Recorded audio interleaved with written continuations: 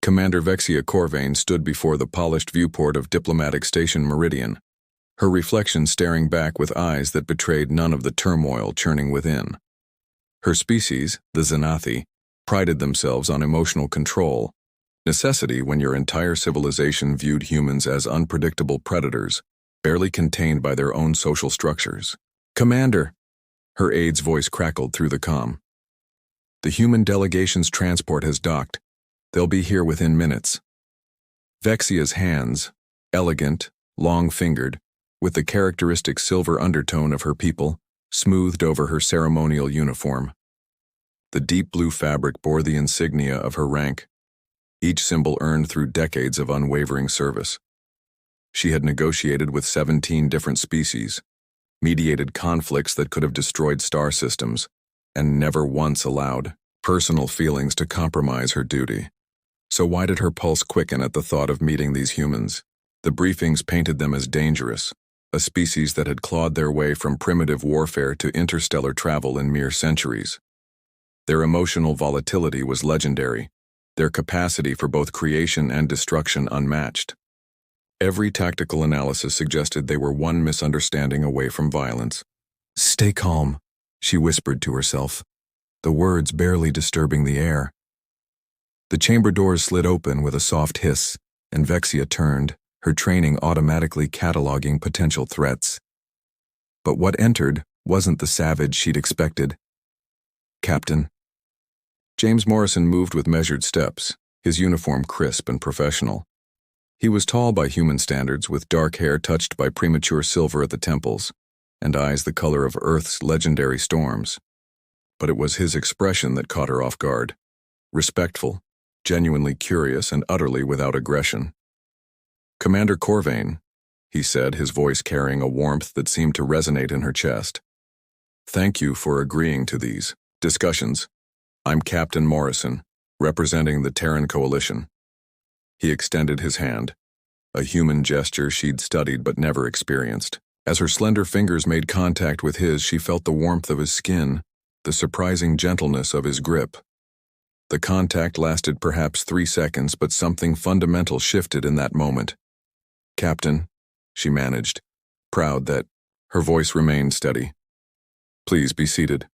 The negotiation table stretched between them like a bridge over an abyss. Morrison settled into his chair with an easy grace that spoke of confidence without arrogance. His aide, a woman with kind eyes, remained standing by the wall. "I'll be direct, Commander," Morrison began, leaning forward slightly. "My people know. We have a reputation. We know what others think of us, that we're violent, unpredictable, dangerous. Some of that isn't entirely unfair." Vexia blinked, startled by his honesty. In her experience, species either denied their negative traits or wielded them as weapons. "But," he continued, "we're also capable of great beauty, profound love, and yes, peace. We wouldn't be here if we weren't serious about building something better than fear between our peoples." There was something in his tone, a vulnerability that made her chest tighten unexpectedly. She found herself studying the way his hands moved. As he spoke, the genuine emotion flickering across his features. "Your reputation precedes you as well, Commander," Morrison said softly. "They say you're uncompromising, brilliant, and absolutely incorruptible. But they also say you've never failed to find a path to peace when one existed." Heat crept up her neck, a physiological response she hadn't experienced in years. "I serve my people's interests," she replied. But even to her own ears, the words sounded hollow. "As do I," he said and smiled, an expression so genuine and warm that something deep in her chest seemed to flutter. "Perhaps that's where we start." For the next hour they discussed preliminary frameworks and protocols, but Vexia found herself increasingly distracted by details that had nothing to do with diplomacy. The way Morrison's eyes crinkled when he smiled. How he listened, truly listened, to her words without interruption. The respect in his voice when he asked about Xanathi culture. When the session ended, Morrison stood and extended his hand again. This time, as their fingers touched, he said quietly, "I hope we can build something good here, Commander. Not just between our governments, but understanding." real understanding.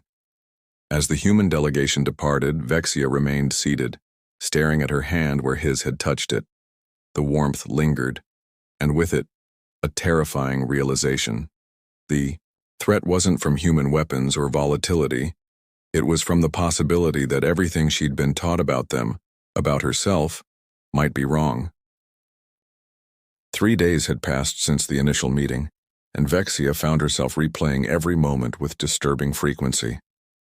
During formal sessions, she caught herself analyzing the subtle expressions that crossed Morrison's face, the way his brow furrowed when considering complex points, how his eyes brightened when discussing potential cooperation between their species. "Commander, your thoughts on the trade protocols?" Ambassador Theron's sharp voice cut through her wandering attention. Vexia straightened, mortified to realize she'd been staring at Morrison instead of reviewing the datapad before her. "The proposals appear reasonable for preliminary discussion." Morrison's lips quirked in what might have been amusement, and she felt heat rise in her cheeks, a reaction that would have been scandalous if her colleagues noticed. When the formal session concluded, Vexia lingered, ostensibly reviewing notes. Morrison's aide departed with the other diplomats, but he remained, seemingly absorbed in his own documentation. "Commander," his voice was quiet, meant only for her. "Might I ask you something?" Every protocol screamed that she should decline, maintain professional distance. Instead, she found herself nodding. "What do your people truly think of us?" Not the diplomatic answer, the real one. The question hung between them like a charged particle. Vexia set down her stylus, studying his face. There was genuine vulnerability there, a need to understand that resonated with something deep inside her. "We think you're dangerous," she said honestly. "Unpredictable. Capable of extraordinary violence with little provocation." Morrison nodded slowly. "And you? What do you think?" The question pierced through her careful defenses. She should have given the party line, reinforced the safe distance between them. Instead, she found herself speaking truth. "I thought those things until 3 days ago." Something shifted in his expression. Surprise, hope, something that made her pulse quicken. "What changed?" he asked softly.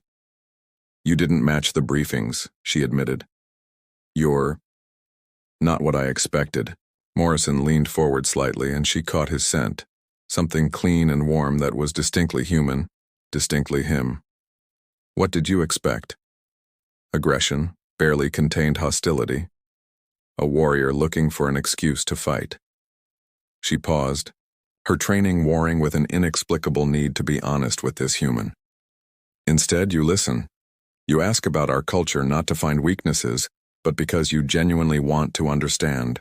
Perhaps your intelligence was incomplete," he said, and there was something almost intimate in his tone. "We're not just warriors, Commander.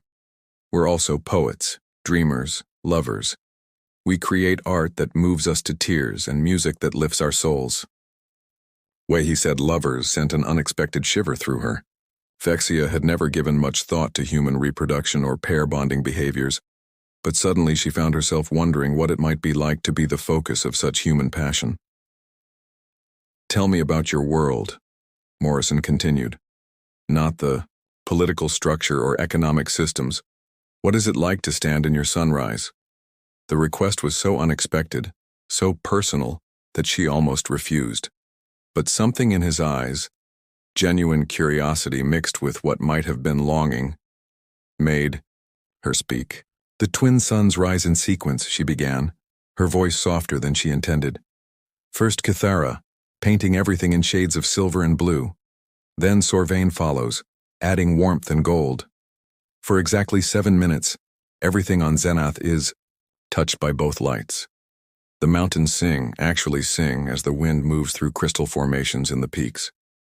Morrison's eyes never left her face as she spoke, and she realized she was painting her homeworld for him, with the kind of poetic language she'd never used in diplomatic contexts. "It sounds beautiful," he said, and there was something in his voice that made her think he wasn't just being polite. "I'd like to see it someday."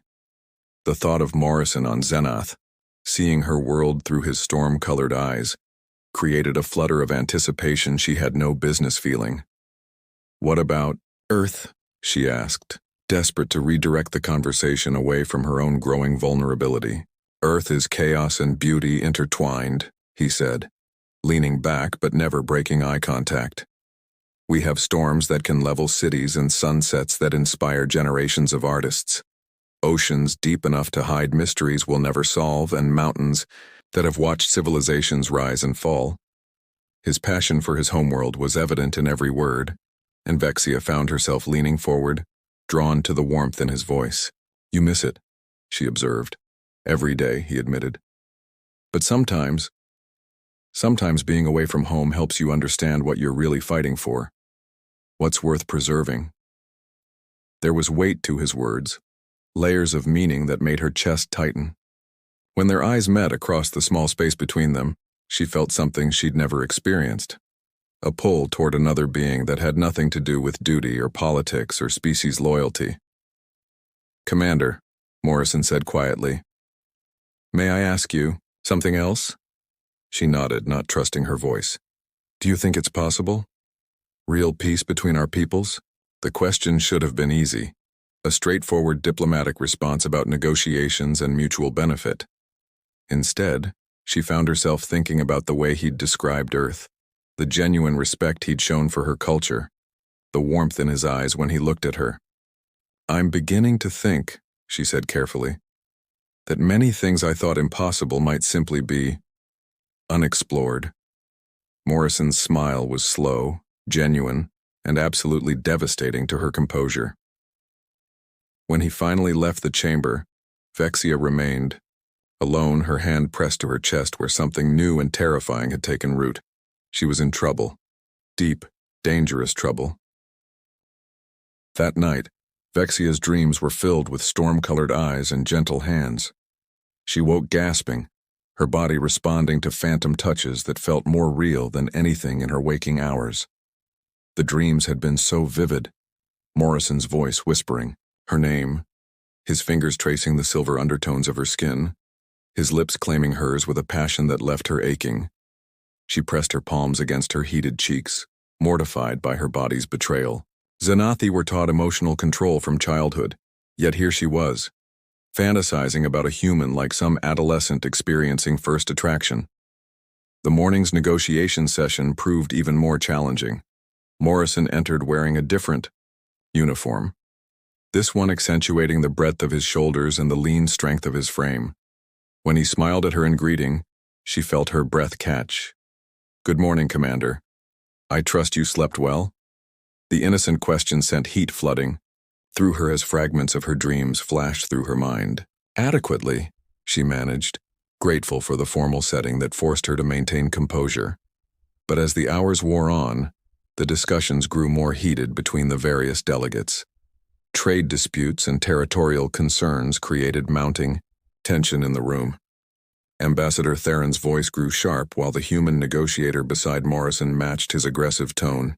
"These terms are unacceptable," Theron declared, his pale blue skin darkening with anger. "Humans have already proven their expansionist tendencies. We will not grant access to our outer systems." "With respect, Ambassador," Morrison interjected, his voice remaining calm despite the escalating hostility. "Isolation isn't protection. It's imprisonment." He stood slowly, and Vexia found herself transfixed by the controlled power in his movement. When he spoke, his words carried a passion that resonated through the chamber. "My people have made mistakes. We've been driven by fear, by the need to survive in a universe that seemed determined to destroy us. But we've also learned. We've learned that our greatest strength isn't in our weapons or our territories. It's in our connections to others." Morrison's eyes found hers across the table, and she felt the intensity of his conviction like a physical force. "We're not asking for your trust because we've earned it. We're asking for the chance to earn it. The chance to show you that humans are capable of growth, of change, of choosing peace over conquest." The raw honesty in his voice, the vulnerability he was willing to display before hostile delegates, struck something deep in Vexia's chest. This was the human she'd glimpsed in their private conversations. Passionate, idealistic, brave enough to hope for something better. When Ambassador Theron called for a recess, the tension in the room was palpable. Delegates filed out in clusters, voices raised in heated discussion. Vexia remained seated, organizing her notes when she became aware of Morrison approaching. "Commander, are you—" His question was cut short as the station's emergency lighting flickered on, bathing the chamber. In red, the artificial gravity fluctuated momentarily, causing Vexia to stumble as she rose from her chair. Morrison's hands caught her, one at her waist, the other steadying her shoulder. For a heartbeat, they stood frozen, his touch burning through the fabric of her uniform. His face was inches from hers, close enough that she could see flecks of gold in his storm-gray eyes. "Are you hurt?" he asked, his voice rough with concern. She should have stepped away, re-established proper distance. Instead, she found herself studying the curve of his lips, wondering what they would feel like against hers. "No," she whispered. But neither of them moved. The station's comm system crackled to life. "All personnel to emergency stations. Hull breach in Section C. This is not a drill." The announcement broke the spell, but as Morrison's hands slowly released her, his fingers lingered against her skin just long enough to send fire racing through her veins. "We should go," he said. But his eyes held the same heat she felt burning in her chest. They moved through the corridors together, the emergency adding urgency to their steps. But when they reached the sealed blast doors of their section, locked down for safety, they found themselves alone in a small observation alcove. The stars wheeled beyond the transparent aluminum, beautiful and cold. But Vexia was acutely aware of Morrison's presence beside her, the warmth radiating from his body, the way his breathing had quickened. "Vexia," he said quietly, using her given name for the first time. The sound of it on his lips made her turn to face him. The professional distance she'd struggled to maintain crumbled as she saw the need in his eyes, a need that matched the ache growing inside her. "We shouldn't," she whispered, even as she moved closer. "I know," he replied, his hand rising to cup her cheek. "But I can't stop thinking about you, about this." When his thumb traced across her lower lip, she shivered. The simple touch ignited something primal in her, a hunger she'd never experienced. "James," she breathed, his name a confession on her lips. The last barrier between them shattered. His mouth claimed hers in a kiss that was gentle at first, questioning. But when she responded, her hands fisting in his uniform, he deepened the contact with a passion that stole her breath. She had never been kissed before. Xanathi courtship rituals were formal, restrained affairs. But this was fire and need and connection on a level that transcended species. His hands tangled in her silver hair, hers explored the strong line of his shoulders, and for a moment, the universe contracted to just the two of them. When they finally broke apart, both breathing hard, Vexia felt fundamentally changed. The careful control she'd maintained her entire life lay in ruins at her feet. "This is impossible," she whispered against his lips. "Impossible seems to be our specialty," James replied, pressing his forehead to hers. The all-clear signal echoed through the station, but neither moved. They stood holding each other in the starlight, both knowing they had crossed a line that would change everything. When they finally separated and returned to their duties, Vexia carried the taste of him on her lips and the memory of his touch on her skin. She was no longer just a Xanathi commander negotiating with humans. She was a woman falling in love with her supposed enemy. And tomorrow she would have to face the consequences. The morning brought harsh reality crashing down on Vexia like a meteor strike. She stood in her quarters, staring at her reflection in the polished metal surface, and saw a stranger looking back. Her lips were still swollen from James's kisses, her silver hair mussed despite her attempts to tame it. But it was her eyes that betrayed her most. They held a warmth, a vulnerability that any trained observer would recognize. A soft chime announced a visitor. When the door slid open, Ambassador Theron entered without invitation. his pale features sharp with displeasure. "Commander Corvain," he said, his voice carrying the chill of deep space. "We need to discuss your performance during these negotiations." Vexia's blood turned to ice. "My performance has been exemplary, Ambassador." "Has it?" Theron moved closer, his dark eyes studying her with uncomfortable intensity. "Because my sources tell me you've been spending considerable time in private conversation with the human captain.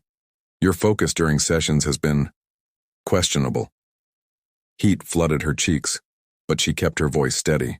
"I am gathering intelligence on human psychology and motivations. Understanding our counterparts is essential for successful negotiations." Theron's laugh was cold as the void between stars. "Understanding? Is that what you call the way you look at him?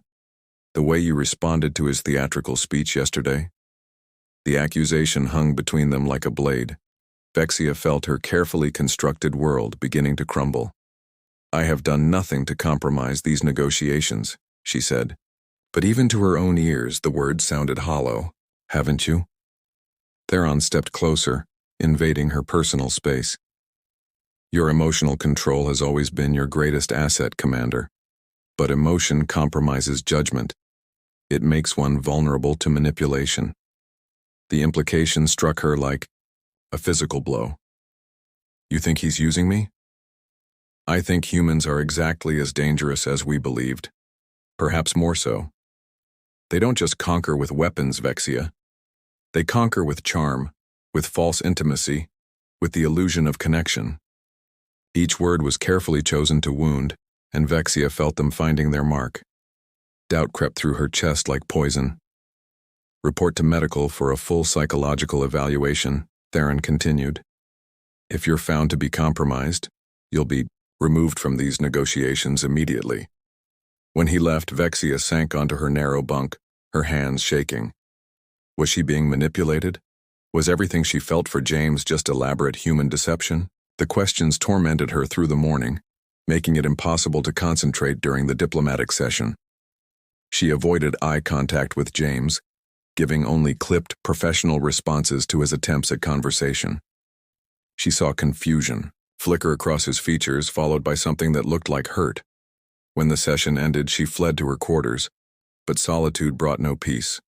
The psychological evaluation loomed before her like an execution, and with it, the end of everything she'd begun to hope for. A soft knock interrupted her spiraling thoughts. When she opened the door, James stood in the corridor, his expression concerned. "Vexia, what's wrong? You've been different all day." She should have turned him away, maintained the distance that duty demanded. Instead, the sight of him, the genuine worry in his storm-gray eyes, broke something inside her. "I can't do this," she whispered, stepping aside to let him enter. James moved into her quarters, the space suddenly feeling impossibly small with his presence. "Can't do what, the negotiations?" "This," she gestured between them. "Us. Whatever this is." He was quiet for a long moment, studying her face. "What happened?" The question opened floodgates she'd been struggling to hold closed. Everything poured out. Theron's accusations, the psychological evaluation, the possibility that she was being used. James listened without interruption, his expression growing darker with each revelation. When she finished, he was silent for several heartbeats. "Do you believe him?" he asked finally. The question cut straight to the heart of her fears. "I don't know what to believe anymore." James moved closer, his hands coming up to frame her face with infinite gentleness. "Then believe this." His kiss was different this time, not passionate but tender, reverent, as if she were something precious he was afraid to break. When he pulled back, his eyes held depths of emotion that made her chest ache. "I'm not manipulating you, Vexia. What I feel for you is real, more real than anything I've ever experienced." Tears she didn't know she was capable of shedding began to fall. "But if I choose you, I lose everything. My career, my standing among my people, my entire identity. And if you choose them..." His thumbs brushed away her tears. "What do you lose then?" The question hit her like a revelation. She would lose him. This incredible, impossible connection they'd discovered. The chance to explore what love might mean between their species. James, she whispered, her voice breaking. I know the risks, he said softly. I know what this could cost both of us, but I also know that some things are worth fighting for, worth sacrificing for. His hands moved to her shoulders, then down her arms, leaving trails of fire in their wake. When he pulled her against him, she melted into his embrace, feeling his heartbeat against her cheek. Show me, she whispered against his chest. Show me what's real. What followed was a revelation of tenderness and passion that rewrote everything. She thought she knew about physical connection. James's hands mapped every curve of her body with reverent care, his lips following the silver tracery of her skin. When he whispered her name like a prayer, she understood for the first time what humans meant when they spoke of worship. Their lovemaking was slow, exploratory, filled with wonder at the discovery of how perfectly they fit together despite their different origins. Every touch was a question, every response an answer, until they moved together in a rhythm older than civilization. Afterward, they lay entwined in the narrow bunk, her head on his shoulder, his fingers tracing patterns on her back. Whatever happens tomorrow, James said quietly, I want you to know. This isn't strategy or manipulation. This is love, Vexia. Pure and simple and completely terrifying. She lifted her head to look at him, seeing her own vulnerability reflected in his eyes. I love you too, she whispered, the words feeling like both a benediction and a declaration of war. They both knew that dawn would bring consequences neither could escape. But in the starlight filtering through her small viewport, holding each other close, they created a moment of perfect peace in a universe bent on keeping them apart. Tomorrow she would have to choose between love and loyalty. Tonight, she chose love. Dawn came too soon, bringing with it the weight of impossible choices. Vexia woke in James's arms, his steady breathing the only sound in her quarters. For a moment, she allowed herself to memorize everything. The warmth of his skin against hers, the way his dark hair fell across his forehead, the peaceful expression that made him look younger. Then reality crashed back. Today would bring the psychological evaluation, the final diplomatic session, and decisions that would reshape both their lives. James stirred, his eyes opening to find her watching him. Good morning, he murmured, pressing a gentle kiss to her forehead. Is it? She asked, unable to keep the fear from her voice. He sat up, his hand finding hers. Whatever happens today, we face it together. Before she could respond, her comm unit chimed with an urgent message. The psychological evaluation had been moved up. She was expected in medical within the hour. They're trying to remove me before the final session, she realized, her stomach dropping. James's expression hardened. Not if I have anything to say about it. James, no. If you interfere, it will only prove their point about human manipulation. He was quiet for a long moment, then his face took on a determined cast she'd learned to recognize. Then we do this differently. 2 hours later, Vexia sat across from Dr. Kelvin, the station's chief psychological evaluator. The Altarians, multiple eyes studied her with clinical detachment as various sensors monitored her responses. Commander Corvain, Dr. Kelvin began, Ambassador Theron has expressed concerns about your emotional stability during these negotiations. Can you explain why? Vexia had prepared for this moment, but the words still felt like razor blades in her throat. I have developed feelings for Captain Morrison that may compromise my objectivity. Describe these feelings. The clinical tone made her want to scream, but she forced herself to remain calm. Attraction, affection, what humans might call love. Dr. Kelvin's instruments whirred as they recorded her elevated stress responses. And you understand that such emotions are incompatible with your duties? I understand that's what I've been taught, Vexia replied carefully. But I also understand that my feelings have given me insights into human psychology that pure objectivity never could. Before the doctor could respond, the chamber doors opened. Ambassador Theron entered, followed by James and the entire human delegation. "What is the meaning of this interruption?" Theron demanded. James stepped forward, his bearing formal and military precise. "We invoke the right of testimony under Article 7 of the Meridian Accords. Any evaluation that could affect the outcome of these negotiations requires input from all parties."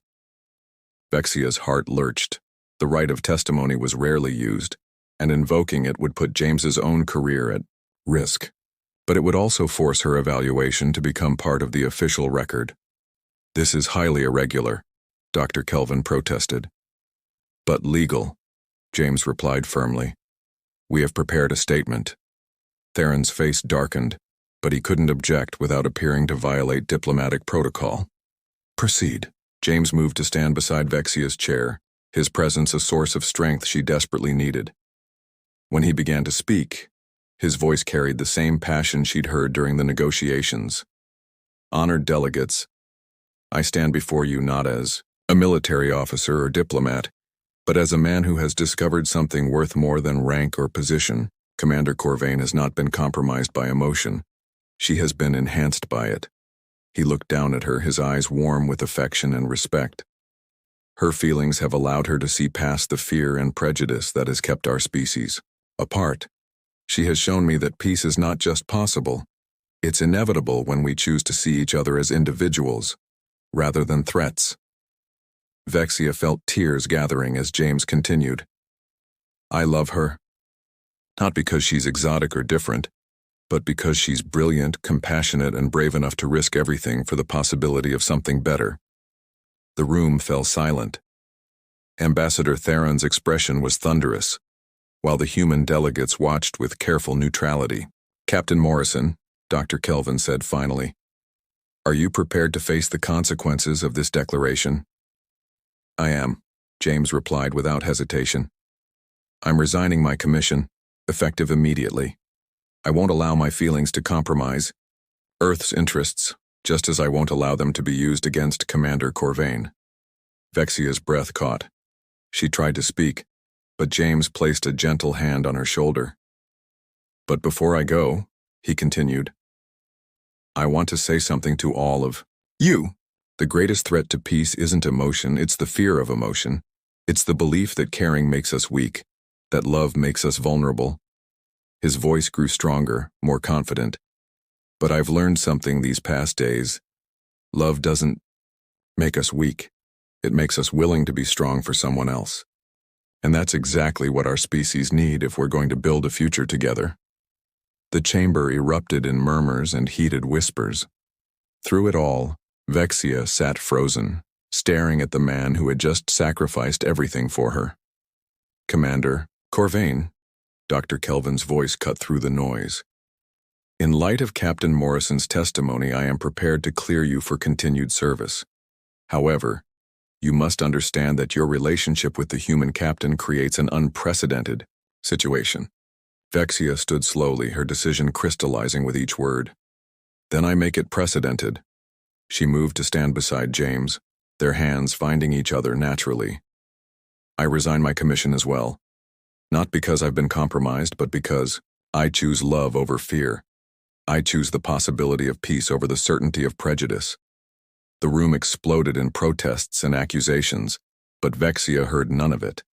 She only had eyes for James, who was looking at her with such love and pride that she felt invincible. "Are you sure?" he asked quietly. "I've never been more sure of anything," she replied. Epilogue.